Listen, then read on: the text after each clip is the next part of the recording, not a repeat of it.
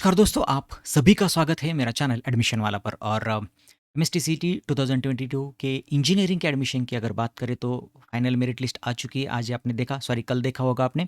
और अब seat matrix भी उन्होंने दे दिया है। तो चलिए इस छोटे से वीडियो में देखेंगे कि सीट मैट्रिक्स को हम कैसे समझे।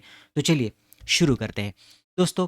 आपके वेबसाइट पर अब वहाँ पर लिंक आ चुके हैं, जैसे जहाँ पर हमने फाइनल मेरिट लिस्ट देखा था, फाइनल मेरिट नंबर हमारा स्टेटस देखा था, उसके ऊपर अब लिंक आ चुके हैं। वहाँ पर क्लिक करके आप पूरा वो पीडीएफ है डाउनलोड कर सकते हो आप, और देख सकते हैं कि कौन से कॉलेज में कितने सीट कौन से कैटेगरी के लिए अवेलेबल है। तो चलिए थोड़ा सा हम उसे समझने की कोशिश करेंगे दोस्तों। तो एक एक सैंपल हम लेंगे। तो हम अभी एक गवर्नमेंट कॉलेज का देखते हैं, ऑटोनॉमस का। तो जहाँ पर होम यूनिवर्सिटी और अदर देन होम यूनिवर्सिटी ऐसा रहता नहीं है, क्योंकि जितने भी ऑटोनॉमस कॉलेज है उनका सारा जो सीट डिस्ट्रीब्यूशन है वो स्टेट लेवल पर होता है। तो वहाँ पर आपको स्टेट लेवल की सीटें मिलेंगी। जिस कॉलेज में सिर्फ वो अनएडेड कॉलेज है, ऑटोनॉमस नहीं है, वहाँ पे आपको यूनिवर्सिटी लेवल पर यानी होम डिस्ट्रिक्ट और अदर देन होम डिस्ट्रिक्ट ऐसा आपको वहाँ पर देखने को मिलेगा। तो ये हो गई बातें आपके सीट डिस्ट्रीब्यूशन की। तो सबसे पहले जान लेंगे कि आपको यहाँ पर चॉइस चॉइस कोड, बहुत सारे स्टूडेंट चॉइस कोड के पीछे लगते हैं। चॉइस कोड आपको ध्यान में रखने की कोई ज़रूरत नहीं होती। जब आप ऑप्शन फॉर्म भरने के लिए जाओगे तो वहाँ पर आप कॉलेज के नाम से और ब्रांच के नाम से आप अपने कॉलेजेस सॉर्ट कर सकते हो, उसे अपने फॉर्म में ऐड कर सकते हो। अगर आपके पास चॉइस कोड है तो ठीक है, लास्ट में जाकर आप उसे डायरेक्टली इंसर्ट भी कर सकते हो, लेकिन आपके पास पूरा मौका होता है, सारे कॉलेजेस आपके सामने होते हैं। आप उनमें से फ़िल्टर लगा सकते हैं।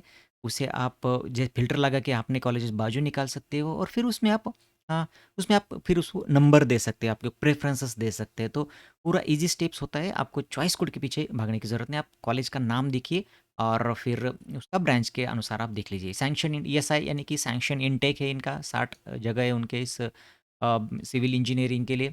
उसमें एमएसएन है, महाराष्ट्र स्टेट कैंडिडेट के लिए 60 सीट्स है।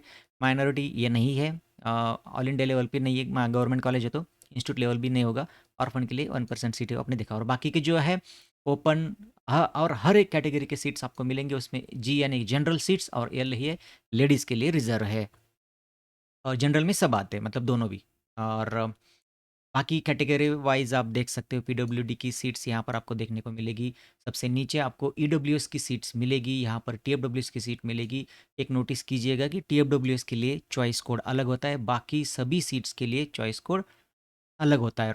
जब आप, जैसे कि मैंने कहा, जब आप कॉलेजेस के नाम आप सर्च करोगे, वहाँ पर फ़िल्टर लगाओगे, तो वहाँ पर टीएफडब्ल्यूएस का भी एक अलग ऑप्शंस होता है। आप उनके ऑप्शंस आपके सॉर्ट में या फिर आपके लिस्ट में आप उसको इंक्लूड कर सकते हैं। तो चलिए हमने थोड़ा-सा जायज़ा ले लिया कि एक कॉलेज का कैसा होता है। चलिए दूसरा देखेंगे हम। हमने चर्चा की थी 1-2 वीडियो के ज़रिए कि सीयूईपी टेक्नोलॉजिकल यूनिवर्सिटी के बारे में, तो आपको बताना चाहता हूँ कि अब उनके सीट्स डिस्ट्रीब्यूशन कैसा होगा।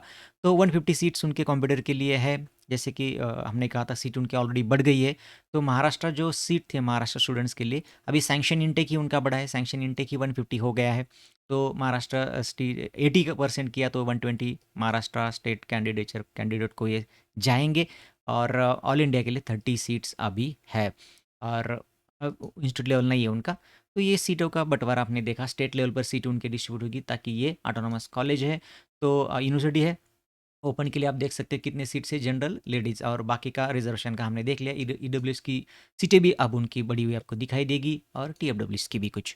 तो चलिए हमने एक देख लिया कि कैसे। अभी हम एक एग्जांपल देखेंगे जहाँ पर होम यूनिवर्सिटी और अदर देन होम यूनिवर्सिटी ऐसे सीटों का बंटवारा डिस्ट्रीब्यूशन होता है। तो एक पीआईसीटी कॉलेज का देखेंगे हम। तो ये उनके कंप्यूटर में 240 उनका सैंक्शन इनटेक है, एसआई यानी sanction intake. Maharashtra state candidate के लिए 156 सीट्स होंगी, ऑल इंडिया के लिए 36 सीट्स होंगी। तो यहाँ पे बंटवारा ऐसा होता है 65 + 15 + 20 यानी इंस्टीट्यूट लेवल के लिए 20 जाएंगे, 15% सीट जाएंगी ऑल इंडिया के लिए, और 65% सीट जो है वो महाराष्ट्र स्टेट कैंडिडेट के लिए रहेगी।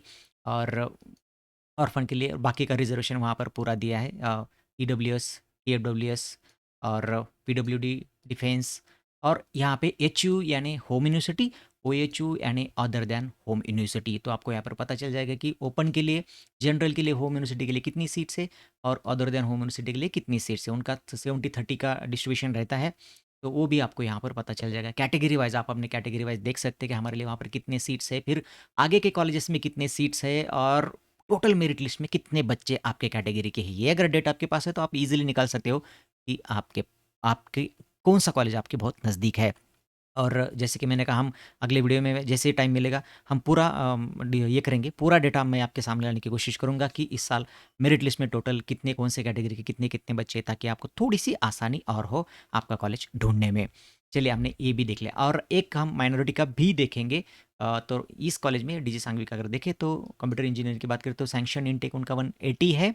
और Maharashtra state Maharashtra MS seat होंगे 44। माइनॉरिटी के लिए यहाँ पे सीटें जाएँगी और ऑल इंडिया के लिए जाएगी सीटें, इंस्टीट्यूट लेवल के लिए भी जाएँगी। तो इनका सीट डिस्ट्रीब्यूशन भी आप देख लीजिए।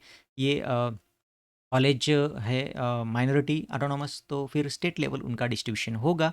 आप अपने हिसाब से सीट्स उनके देख सकते हैं। और आपने जो कॉलेजेस शॉर्ट लिस्ट किए हैं, आप उनका कॉलेज का उनकी जो पीडीएफ है, पूरी पीडीएफ है, वहाँ पर आप सर्च करके देख सकते हैं। अगर इसके रिगार्डिंग आपके मन में कोई सवाल है तो पूछिएगा मुझे कमेंट्स बॉक्स में, मैं ज़रूर कोशिश करूँगा उनके जवाब देने की। तो रुकते हैं यहाँ पर, फिर मिलेंगे किसी नए वीडियो में। तब तक के लिए नमस्कार।